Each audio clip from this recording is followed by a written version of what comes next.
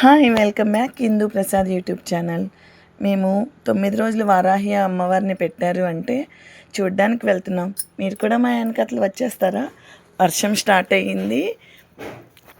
అక్కడ చాలా చీకటిగా ఉంది. వెళ్తున్న దారిలో కబేలా బ్రిడ్జ్ అంట.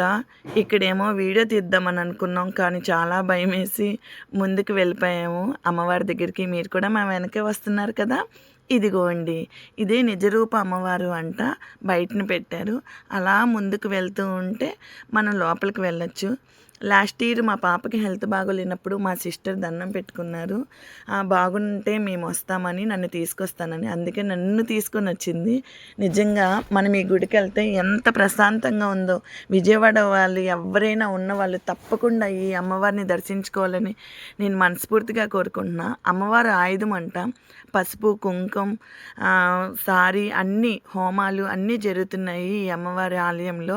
ఇదిగోండి సారీ చూసేస్తున్నామా, హోమం కూడా జరుగుతున్నాయి. నిజంగా అమ్మవారిని చూడడానికి 2 కళ్ళు సరిపోలేదు. మీకు వీడియో ద్వారా చూపిద్దామంటే అదిగోండి వీడియో క్లారిటీ రాలేదు. ఎందుకంటే మీరు వెళ్ళి చూడాలి కదా.